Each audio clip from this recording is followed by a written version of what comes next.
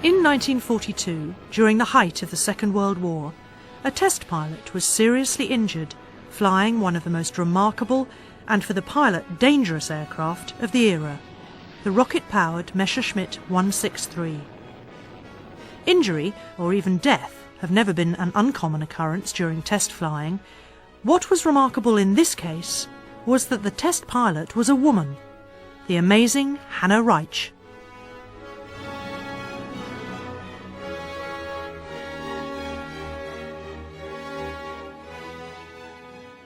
Hanna Reitsch was born in eastern Germany in 1912, the second of 3 children, the daughter of a respected eye specialist.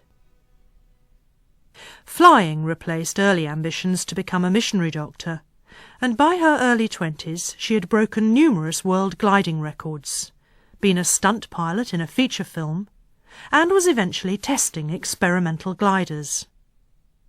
In 1936, schoolboy Eric Brown accompanied his father, a veteran aviator of World War I, to the Berlin Olympics.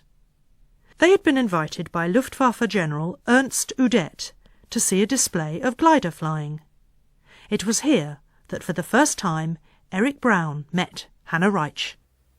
She was a very small, very petite lady, not particularly good-looking, but very effervescent.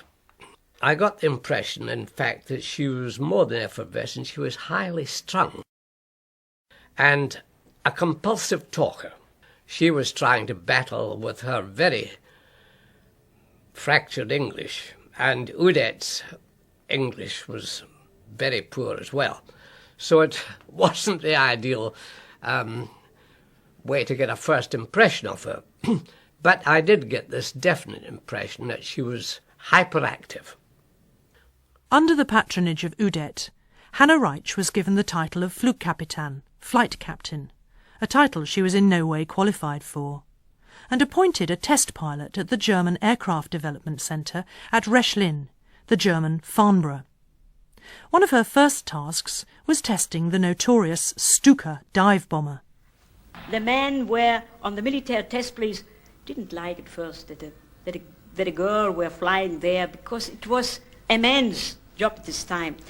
But when they saw that I silently in one corner where I thought nobody would see me made, every day from very great height, my vertical dives with bombers and Stukas and so on, to test air brakes from all different military types. By 1938, Eric Brown had become a language student and was studying in Nazi Germany. He saw Udet and Hanna regularly and observed a mutually beneficial relationship. For the publicity-seeking Udet, the benefits were obvious. It was in that publicity role, I'm afraid, that Udet began to use her significantly. But I formed the opinion at that time that I thought she was rather manipulative. And she knew that if she really worked on Udet, she could twist him round her little finger, really. And she was absolutely tenacious in what she wanted. Very ambitious. And what she wanted was obviously to expand her flying activities. And with his help, of course, she could do that. Udet soon saw a golden opportunity to use his protégé to great effect in publicising Germany's pioneering helicopter research. Hanna Reitsch had already been successfully test flying the Focke-Wulf 61 helicopter, when Udet proposed a novel way to reveal it to the world at large, by displaying it inside Berlin's Deutschlandhalle during the 1938 motor show. 1938, he thought, we will show the helicopter, and Hanna had to demonstrate this. For 2 weeks, Hanna's spectacular and potentially dangerous display was the highlight of the show, every night culminating with a Nazi salute prior to landing. But all went well, and It was so clever of General Udet because due to this, it remained an historical fact that Professor Focke's helicopter was really the very first in the history of mankind. 12 months later, Germany's mastery of aviation technology was being used to devastating effect as Adolf Hitler began his invasion of Europe. Assault gliders, which Hanna had assisted in the development of, were used to great effect when German assault troops captured the Belgian fort of Ibn Emal. The success of the Ibn Emal raid prompted the German High Command to consider the use of gliders in the proposed invasion of Britain. But they were looking for something on a much larger scale than the troop-carrying gliders that had been used before. The Messerschmitt Gigant remained the largest, heaviest glider ever to fly until the testing of the American Space Shuttle in the 1970s.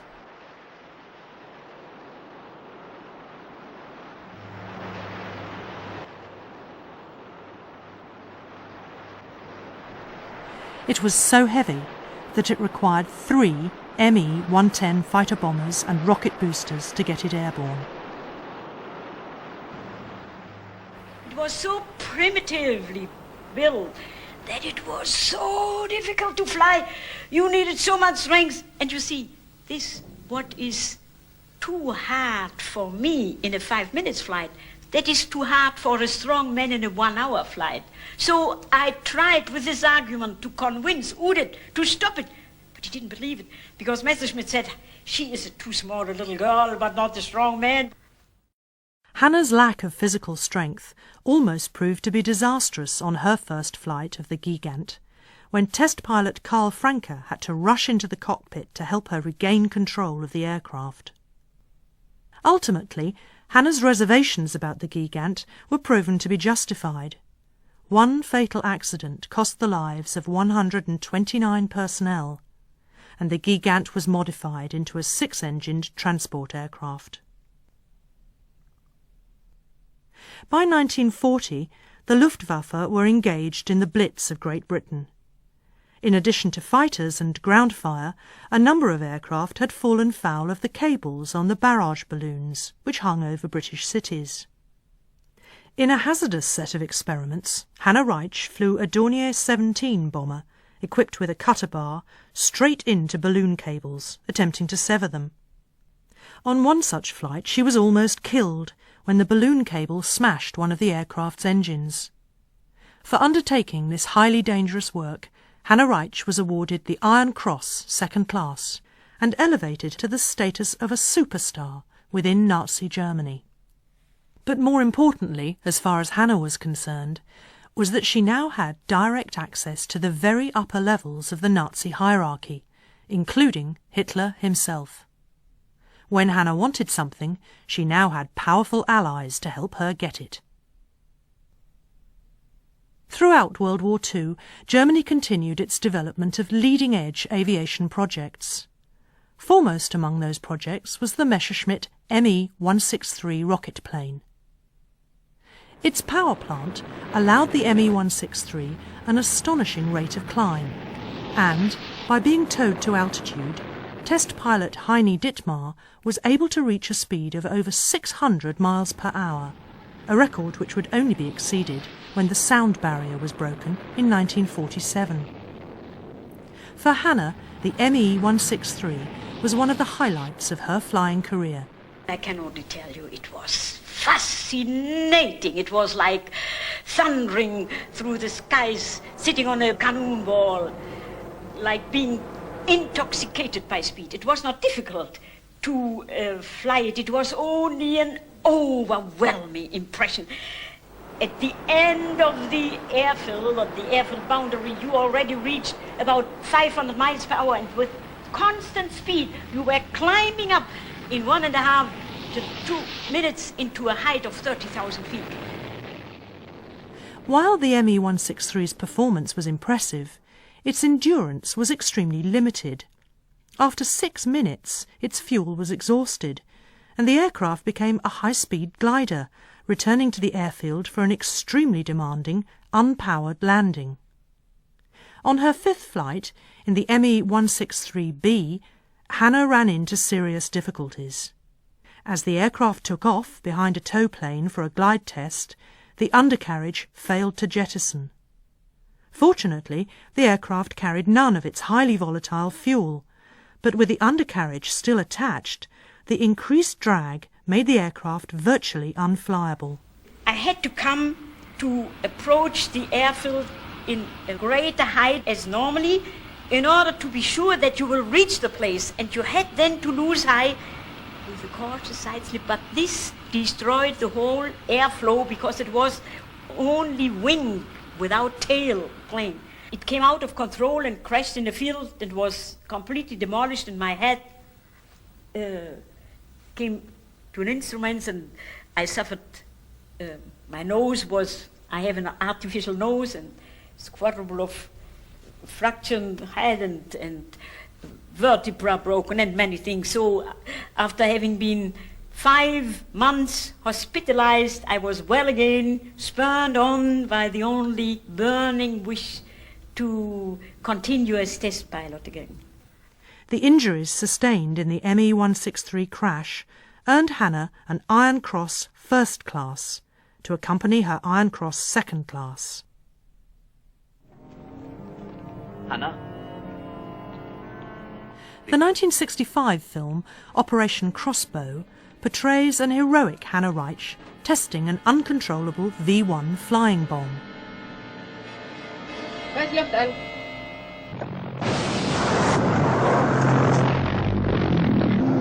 Fehler? Der Fehler ist in der Zelle.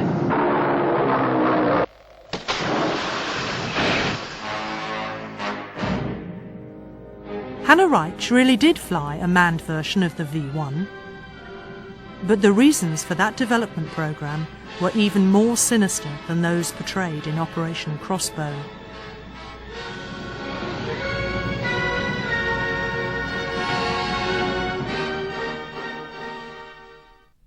By 1943, it was obvious that the war was going badly for Germany. By now the Americans had joined forces with the British, and the bombing of German cities continued, day and night. Hanna decided desperate measures were needed, and presented an outrageous proposal directly to Adolf Hitler. The V-1 was a deadly weapon, but its primitive guidance system could only take it to within a few miles of its intended aiming point. What Hanna was proposing was a manned version in which a pilot would fly the weapon directly into a strategic target. A suicide bomb. We saw how our country bled itself to death slowly, how one city after the other became the victim of bombs. Death had a horrible harvest among the people. We believed that Germany could only be saved from its disastrous situation if a better basis for a fast ending of the war could be negotiated. To achieve this, the major strongholds of the enemy and the center of his resistance would have to be destroyed in quick successive blows. Ultimately, the V-1 never was used as a suicide weapon, although test flights were conducted, launching it from beneath the wing of a Heinkel 111 bomber. Unlike a number of her colleagues, Hanna escaped serious injury in the numerous accidents involved in the development program. Pre-war language student Eric Brown became a test pilot at Farnborough and interrogated Hanna Reitsch at the end of World War II. Knowing her as he did, he has no doubts as to whether or not she would have made the supreme sacrifice. If you ask yourself the interesting question, would Hanna himself been prepared to lead the way? I think without any doubt she would. She was that sort of person. I don't think she'd have hesitated for the fatherland and the great cause. Hanna's patron, General Udet, had committed suicide in 1941. Since that time, Hanna had formed a close alliance with another senior German officer, General Ritter von Grimm. As Russian troops began their final assault on Berlin, Hitler summoned von Grimm to a meeting with him in the bunker. Hanna insisted on accompanying him. As von Grimm flew over the Russian positions, ground fire smashed through the Fieseler Storch aircraft, badly injuring him and rendering him unconscious. Reaching over von Grimm's inert body to the controls, Hanna landed the aircraft near the Brandenburg Gate from the rear seat of the cockpit. In Hitler's underground bunker, von Grimm was placed in charge of the now virtually non-existent Luftwaffe and ordered to rally his forces to one final effort. Hanna Reitsch offered to fly Magda Goebbels' children to safety, but she refused and later killed both her children and herself. Shortly before leaving the bunker on their futile mission, Hitler gave both Hanna and von Grimm cyanide tablets to use if the necessity arose. Days later, Adolf Hitler was dead, and Germany surrendered to the invading forces. Hanna had taken comfort from the knowledge that most of her family were living safely as refugees in Salzburg. She was devastated to learn from Ritter von Grimm that all of them were dead. In the immediate post-war confusion, a rumour had circulated that German citizens were to be repatriated to their place of origin. For the Reitsch family, this meant returning to Russian-occupied Silesia. As their forces had advanced, the Soviets had taken a terrible retribution for the atrocities committed by German forces in Russia. Hanna's father was determined not to allow his family to suffer the fate of so many other Germans under Soviet occupation. Following an unsuccessful attempt at poisoning, he shot his daughter Heidi, her 3 children, his wife and maid, and finally turned the gun upon himself.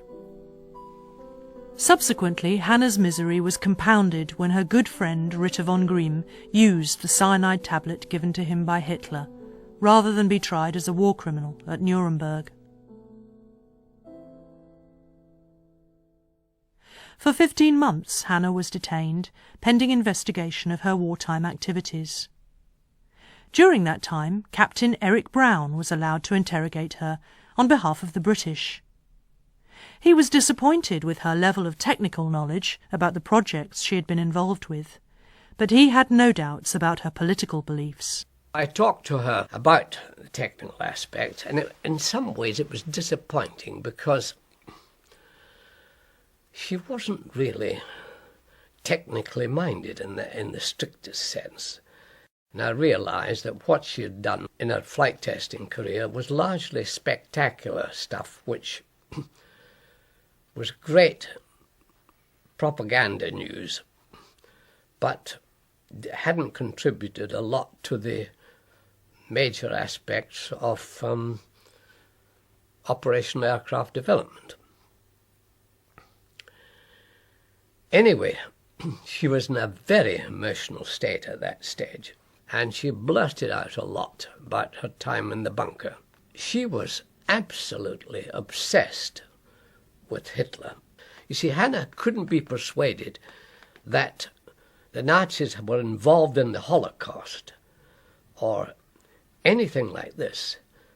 How she could live in the circles in which she lived and really ask us to believe that she had no knowledge of this is, to my mind, utter nonsense. And in my view, she was a total fanatical Nazi. Captain Robert Work, the American Chief of Air Force Intelligence, took a different view, and even suggested that Hanna might be of some use in the rehabilitation of post-war Germany. In the years following the war, Hanna rediscovered her love of gliding. She was instrumental in promoting the sport in India, and under the patronage of President Nkrumah, assisted in establishing gliding schools in Ghana. And in 1960, Hanna was introduced to President Kennedy as a founder member of the Whirly Girls, a group of female helicopter pilots. While she was feted around the world, many in Germany still regarded her as an embarrassment. Hanna Reitsch died in 1979 at the age of 67, only months after breaking another world gliding record. Until the end of her life, she continued to wear her iron crosses with pride and remained unrepentant about her role in the development of Hitler's war machine and her close involvement with the Nazi regime. As with her life, Hanna's death was surrounded by controversy. Many believe that she finally used the cyanide tablet given to her by Adolf Hitler 34 years before. So, was Hanna Reitsch a fanatical Nazi who was fully aware of the atrocities being committed by her country and cynically chose to ignore them in pursuit of her own goals? Or was she simply a naive patriot whose sense of honour and duty allowed her to be manipulated by an evil regime for its own ends? These issues continue to be contentious, but her love of flying and her exceptional abilities in that field are beyond dispute. So, where does she stand in the pantheon of great female aviation pioneers? The final word from test pilot Captain Eric Brown. In my experience, and I've met a lot of the very famous women pilots, I think she was the greatest woman pilot that has lived to date. She covered a wider spectrum than most of these other women like Amelia Earhart, Amy Johnson, Jacqueline Cochran, etc. cover far wider aspect. And there's no doubt about it, she was one of the greatest glider pilots of all time. So she is supreme, I think, in the women's list.